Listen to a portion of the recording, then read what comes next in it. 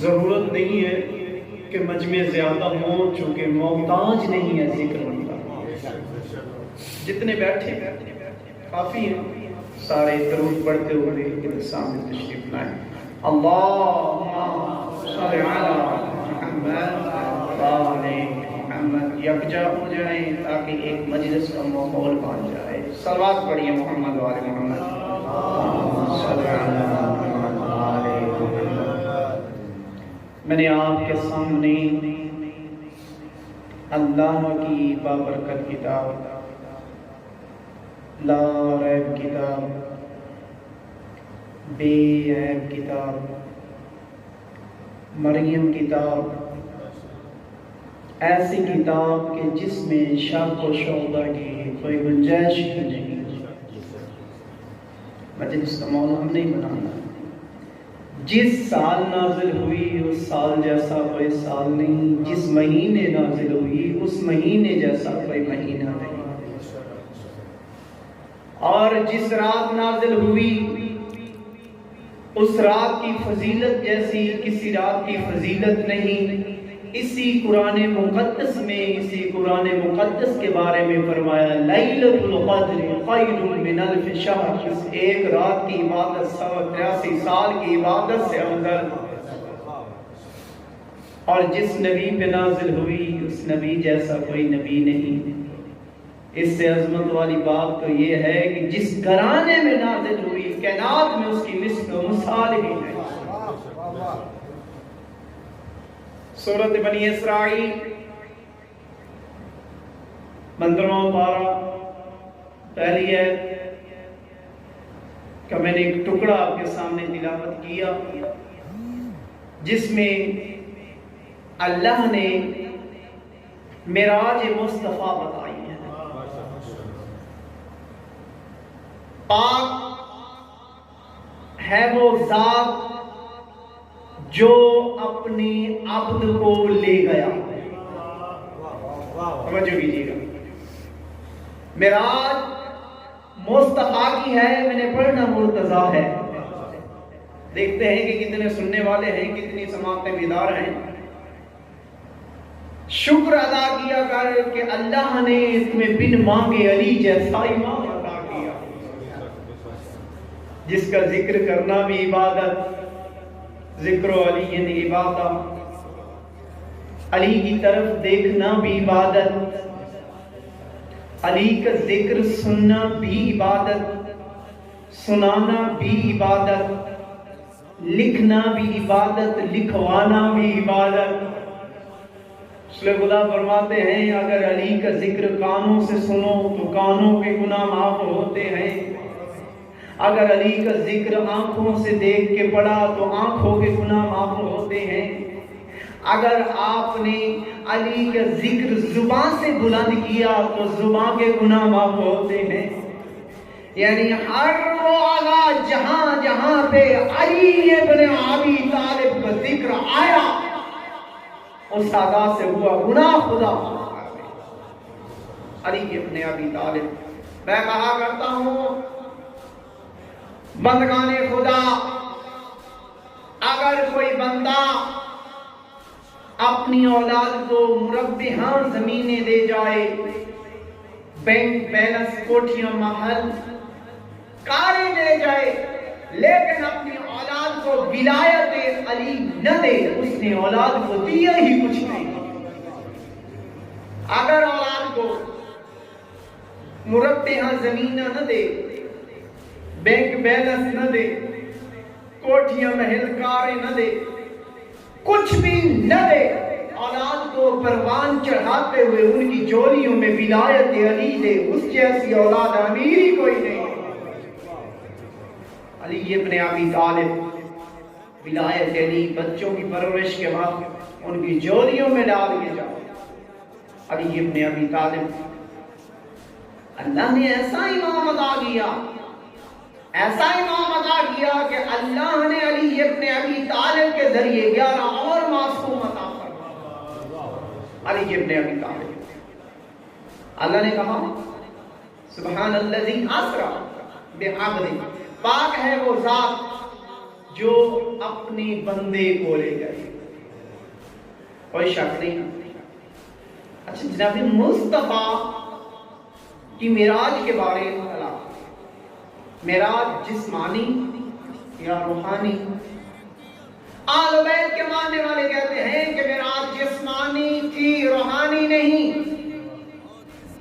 گھرانے آل بیت سے تعلق رکھنے والا معراج جسمانی، یہی بات حجاج ابن یوسف کے دور میں چلی، معراج جسمانی کے معراج روحانی، تو نتیجہ نکلا کہ معراج روحانی۔ بڑے سارے مولا تشریف فرما تھے، سارا دن باس ہوتی رہی معراج جسمانی یا روحانی، نتیجہ نکلا سرکار معراج روحانی۔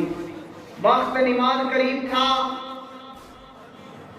بادشاہ نے کہا نتیجہ چاہیے، بڑی دیر ہو گئی باسو مباحثہ کرتے ہوئے، نتیجہ دے دیا بادشاہ معراج روحانی۔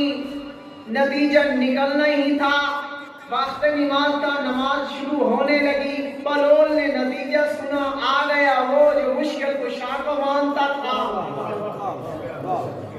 وہ آیا، نتیجہ سن لیا، بات چل رہی ہے، نتیجہ نکل گیا کہ معراج روحانی۔ مصلی عبادت پہ ان کے پہنچنے سے پہلے بلول پہنچا، کہنے لگا نماز آج میں پڑھاتا ہوں۔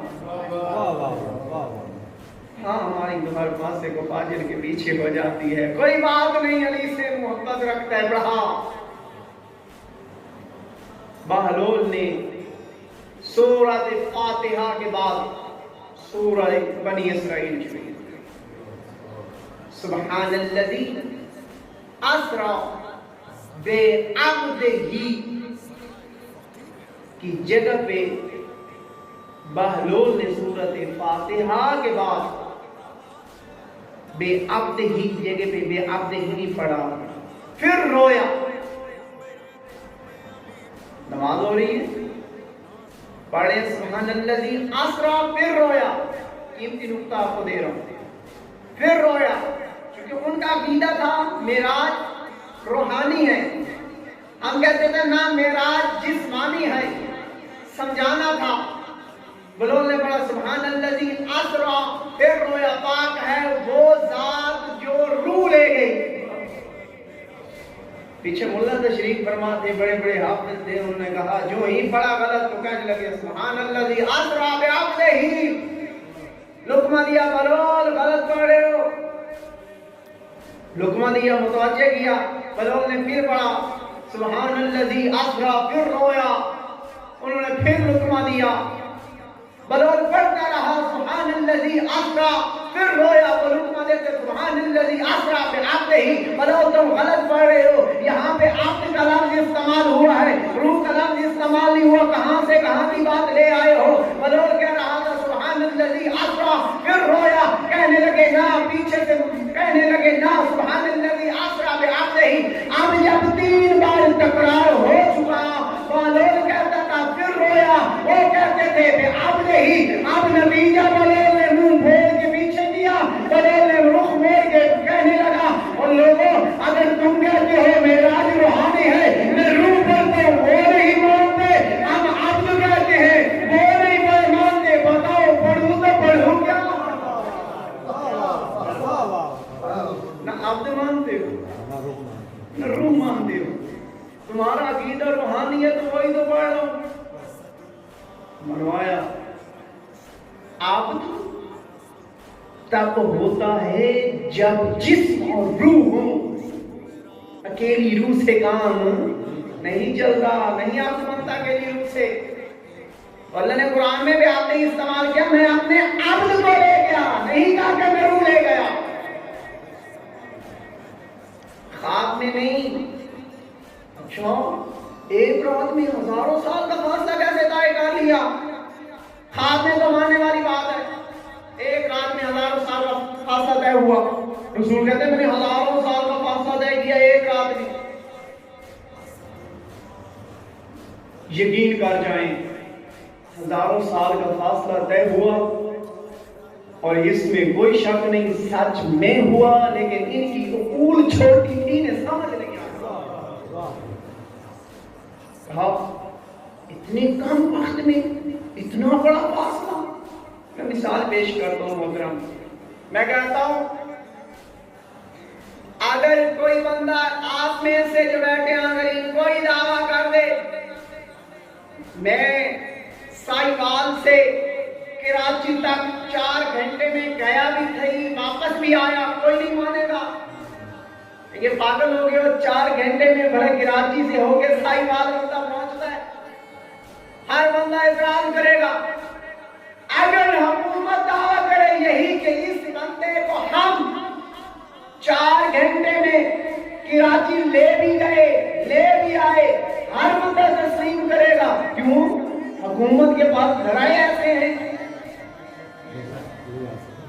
جب ایک بندے کی بات تو تسلیم ایک وقت میں نہیں کر رہا، تھوڑی دیر کے بعد وہی بات سمجھانے پہ تجھے سمجھ آ جائے کہ 4 گھنٹوں میں کراچی جا بھی سکتا ہے واپس آ بھی سکتا ہے، تو شرم کر، تجھے اس بات پہ تو شک ہی نہیں کرنا چاہیے تھا، لے کے جانے والا ہے علی کل شیء قدیر،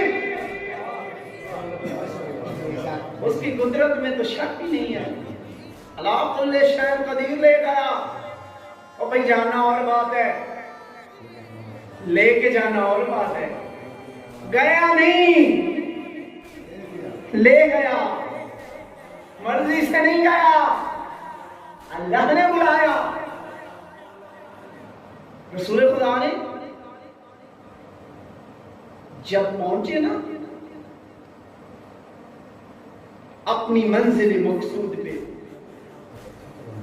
ایک آیت جو قرآن مقدس سورۃ الزخرف آیت نمبر 45 ایک کو دیکھیے، صلوات پڑھیں محمد و آل محمد، اللہم صلی علی محمد و آل محمد۔ جب رسول خدا معراج پہ پہنچے، جو میں اب آیت کا ٹکڑا پڑھنے لگا ہوں، شیعہ سنی وہ تو اس بات پہ متفق ہے، کہتے ہیں کہ یہ آیت تب نازل ہوئی جب رسول معراج پہ گئے۔ کیا ہے؟ سورۃ الزخرف آیت نمبر 45 پارہ نمبر 25، بس من ارسلنا من قبلک من رسلنا۔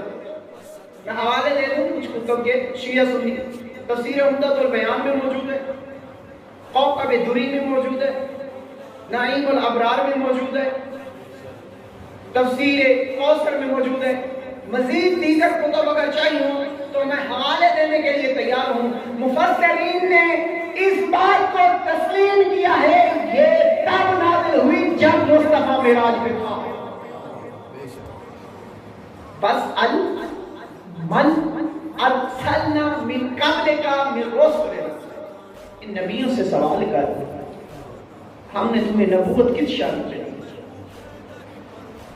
نبی سارے چلے گئے بھائی، رسول خدا آخر میں آئے ہیں، قرآن میں آیت آ گئی، ان سے سوال کر، نبیوں سے سوال کر، من ارسلنا من قبلک من رسلنا، اور پھر یہاں پہ بھی مصطفیٰ کی مرضی نہیں، امر کا صیغہ استعمال ہوا ہے۔ علماء کرام سے پوچھئے گا بس ان کا کیا معنی ہے؟ مرضی سے سوال نہیں، اللہ کہہ رہے سوال کر، حکم دے رہا ہے، ان نبیوں سے پوچھ، بس من ارسلنا من قبلک من رسلنا، پوچھو تمہیں نبوت اللہ نے کس شرط پہ دی ہے؟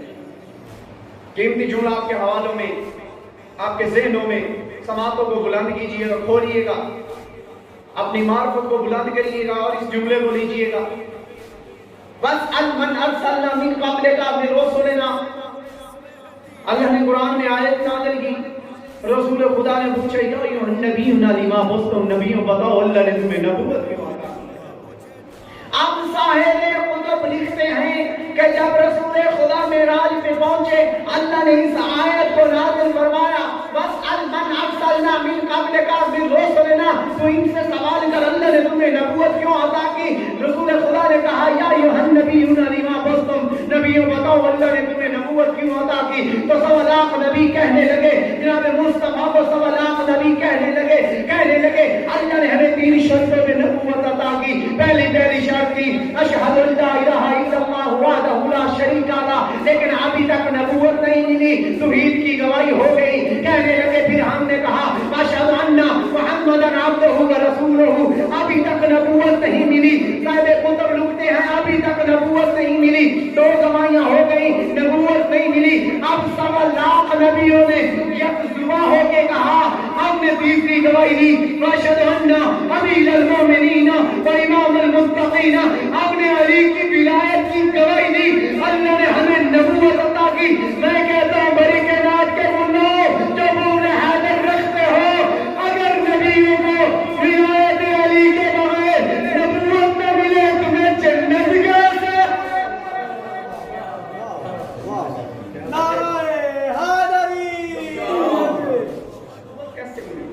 نبیوں کو نبوت نہیں ملتی، انہیں جنت کیسے ملے؟ اب انوار النجف میں روایت موجود ہے اللہ نے رسول خدا کو جنت بھی دکھلائی، جہنم بھی دکھلائی۔ میں نے نہیں پڑھنا، سارا تو پڑھ ہی نہیں سکتا، میری اوقات کیا، میری ہزاروں زندگیاں ہوں، میرا آج نہیں پڑھ سکتا، ہزاروں سال کا سفر ہے نہیں۔ اب رسول خدا کو جب جنت دکھلائی تو جنت کے 8 دروازوں پہ کچھ لکھا، توجہ کیجیے، 8 کے 8 دروازوں پہ ایک مشترک جملہ، ہر دروازے پہ 4 جملے موجود، لیکن ان 4 جملوں کی تفصیل میں نہیں جانا چاہتا، اشرف گزر جائے گا ایک جملے، ایک مشترک جملہ۔ انوار النجف والے نے لکھا ہے کہ جب رسول خدا کو جنت دکھلائی گئی، جہنم دکھلائی گئی، تو دیکھا جنت کے 8 دروازوں پہ ایک مشترک جملہ تحریر ہے، ایک جملہ لکھا ہوا ہے۔ رسول خدا کو جبرائیل کہنے لگے کہ یا رسول اللہ ذرا جنت کے دروازے پہ تو پڑھیے کیا لکھا ہے۔ رسول خدا کو ان پڑھ کہنے والوں جبرائیل کیا کہہ رہا ہے؟ کہنے لگا جبرائیل یا رسول اللہ اس دروازے پہ پڑھیے کیا لکھا ہے، اس دروازے پہ پڑھیے کیا لکھا ہے، اس دروازے پہ پڑھیے کیا لکھا ہے، اس دروازے پہ پڑھیے کیا لکھا ہے۔ رسول خدا نے جو جملہ پڑھا وہی جملہ میں پہلی بار کر گیا ہوں۔ رسول خدا نے پڑھا ایک جملہ مشترک جو پہلے میں نے عرض کیا، اشہد ان لا الہ الا اللہ وحدہ لا شریک لہ، اشہد ان محمدا عبدہ ورسولہ، واشہد ان امیر المومنین علی ولی اللہ۔ جنت کے دروازے پہ بھی علی ولی اللہ تھا، جنت کے دروازے پہ بھی علی ولی اللہ تھا۔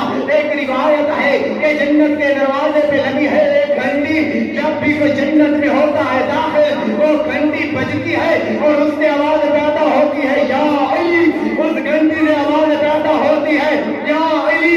جب کوئی بندہ جنت میں داخل ہوگا آواز پیدا ہوگی یا علی۔ جو دنیا میں علی کا نام سن کر ایماندار لوگ سے رخ موڑ لیتے تھے، جو دنیا میں علی کا نام سن کر مجالس کو چھوڑ دیتے تھے، جنت میں تو ہوگا علی علی، بتاتا صحیح پھر کدھر جائے گا؟ ایک ہی راستہ، جنت علی علی ہے، وہ سمجھے گا یہ کوئی امام بارگاہ ہے، ادھر علی علی ہو رہا ہے۔ تو علی سے جلنے والوں ایک ہی راستہ بچتا ہے، تم چاہے جاؤ یا نہ جاؤ، بغض حیدر تمہیں جہنم لے جائے، تم چاہے رخ موڑو نہ موڑو۔ علی ابن ابی طالب پر اللہ نے عظمت، مقام، شان اتنی دی ہے، فضیلت اتنی دی ہے۔ ایک روایت صحیح بخاری ترمذی کی ہے، میں پڑھتا رہتا ہوں، لکھا ہے رسول خدا فرماتے ہیں اے عبد خدا تیری عمر طولانی ہو، زندگی تیری طولانی ہو، کتنی مثل ما قام نوحا فی قومہ، تیری عمر حضرت نوح نبی جتنی ہو، قیام کر، قعود کر، رکوع کر، سجود کر، عمر گزار دے۔ عمر کتنی؟ مثل ما قام نوحا فی قومہ، حضرت نوح کی کتنی عمریں تھی؟ 2500 سال یا 900 سال؟ حضرت نوح کی عمر جتنے عمر رسول خدا کہہ رہے ہیں اللہ عطا کرے، آج کی 50-60 سال کی زندگی مشکل سے گزارنے والوں رسول کی سنو، عمر جناب نوح جتنی، نصف ما قام نوحا فی قومہ قیام قول جقوب سجود، رسول خدا فرماتے حدیث ختم نہیں ہوئی، فرماتے پھر سونا اللہ کی راہ میں خرچ کر، اور کتنا وہ پہاڑ جتنا، بھئی میں جملہ کہہ گیا، آج سونے کے ایک تولے کی قدر کتنی ہے؟ رسول خدا کہہ رہے ہیں سونا خرچ کر وہ پہاڑ جتنا، اور اس کے بعد تو بے جرم مارا جائے، قتلا بین صفا والمروہ مظلوما، تیرا قصور بھی نہ ہو، صفا اور مروہ کی مقدس پہاڑیوں میں قتل کیا جائے، جہاں پہ قتل کرنا جائز نہیں، بے جرم مارا جائے۔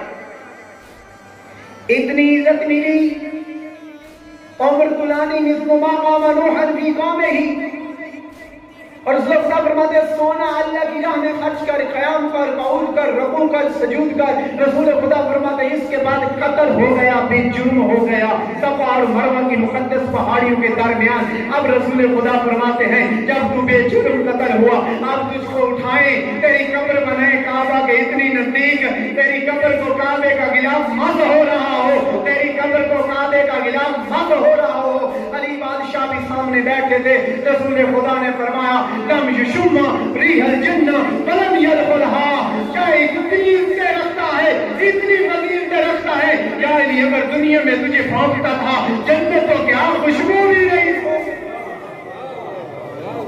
اللہ، جنت بہت دور کی بات ہے بھئی، اتنی عزت عزت کاری بات دے، زندگی گزار دے، سجدے میں سر رکھ، تیری عبادت تیرے منہ پہ ماری جائے گی اگر بغض حیدر ہے۔ کسی بھی معصوم کا بغض ایک ذرہ برابر نہیں۔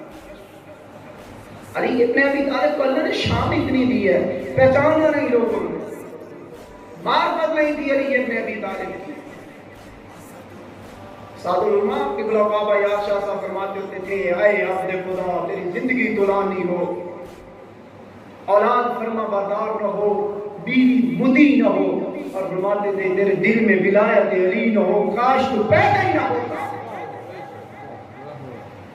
اور فرماتے تھے اے عبد خدا اگر تیری زندگی مختصر ہو، اولاد فرما بردار ہو، بیوی مدی ہو، ایک دن کا کھانا ہو، ایک دن کا نہ ہو، ولایت علی دل میں ہو، اور اللہ سے مانگتا کیا ہے، ولایت علی مل گئی۔ اور کہتے تھے اگر میرا پیر علی کتابی شکل میں ہوتا تو وہ قرآن ہوتا، قرآن جسمانی شکل میں ہوتا تو وہ میرا پیر علی ہوتا۔ اور فرماتے تھے علی کے کمالات کو منتشر کیا جائے، علی کے کمالات کو کھولا جائے تو 1.25 انبیاء کے کمالات بنتے ہیں، 1.25 انبیاء کے معجزات بنتے ہیں۔ فرماتے تھے اگر 1.25 انبیاء کو، 1.25 انبیاء کے معجزات کو، کمالات کو اکٹھا کرو تو میرا ایک پیر علی بنتا ہے۔ علی کے کمالات کو جب میں پڑھتا ہوں، جب میں علی کے معجزات کو پڑھتا ہوں، جب میں علی کی شانوں کو پڑھتا ہوں، عظمت علی دیکھ کر، مقام علی دیکھ کر، استاد علماء کہتے تھے میرا دل کرتا ہے علی کو سجدہ کروں، نہیں کرتا۔ سبب کیا ہے؟ کہتے تھے جب مقام علی پڑھتا ہوں، شان علی پڑھتا ہوں، رتبہ علی پڑھتا ہوں، میرا دل کرتا ہے علی کو سجدہ کروں، لیکن کرتا کیوں نہیں ہوں؟ جب دیکھتا ہوں رات کی تاریکی میں یہی علی جبین نیاز کو جھکا کے پڑھ رہا ہے، سبحان ربی کیا لا